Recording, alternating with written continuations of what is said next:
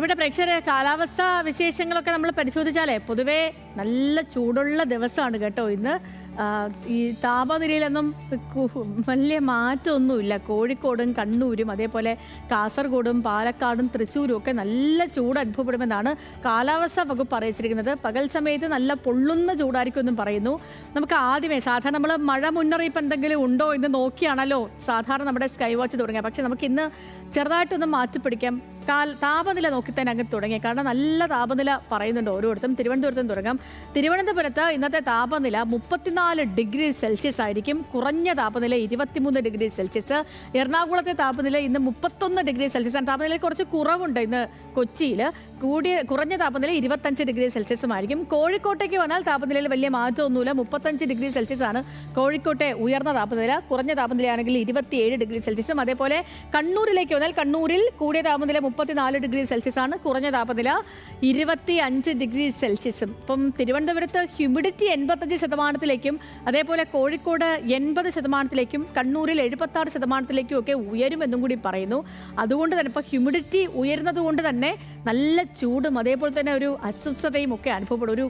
നമുക്കൊരു വല്ലായ്മ ഫീൽ ചെയ്യില്ലേ? ചൂടും ഒക്കെ കൊണ്ട് ഒരു പുഴുങ്ങൽ ഫീൽ വരും. അപ്പം അങ്ങനെ കൂടുതലായിട്ട് അനുഭവപ്പെടുമെന്നാണ് പറയുന്നത്. ഇനിയിപ്പോൾ നമുക്ക് താപനില കഴിഞ്ഞ സ്ഥിതിക്ക് മഴ മുന്നറിയിപ്പ് നോക്കാം.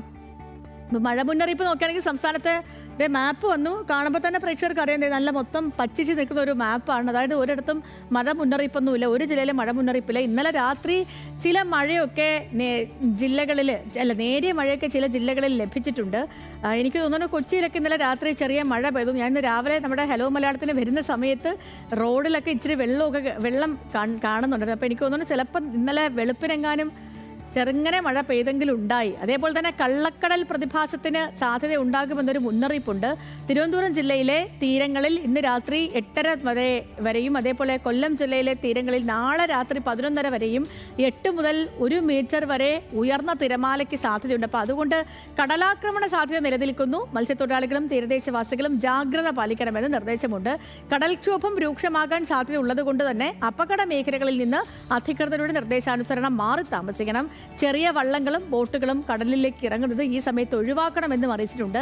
തിരമാല ശക്തമാകുന്ന ഘട്ടത്തിൽ ബോട്ടുകൾ കടലിലേക്ക് ഇറക്കുന്നതും കരയ്ക്കടുപ്പിക്കുന്നതും ഒഴിവാക്കേണ്ടതാണെന്നും മുന്നറിയിപ്പ് പിൻവലിക്കുന്നത് വരെ ബീച്ചുകൾ കേന്ദ്രീകരിച്ചുള്ള വിനോദസഞ്ചാരം ഉൾപ്പെടെയുള്ള എല്ലാ പ്രവർത്തനങ്ങളും പൂർണ്ണമായും ഒഴിവാക്കേണ്ടതാണെന്നും നിർദ്ദേശമുണ്ട്. അപ്പോൾ ഇതാണ് ഇന്നത്തെ മൊത്തത്തിൽ നമ്മൾ പരിശോധിച്ചാലുള്ള കാലാവസ്ഥ മുന്നറിയിപ്പും കാലാവസ്ഥ റിപ്പോർട്ടുകളും ഒക്കെയും.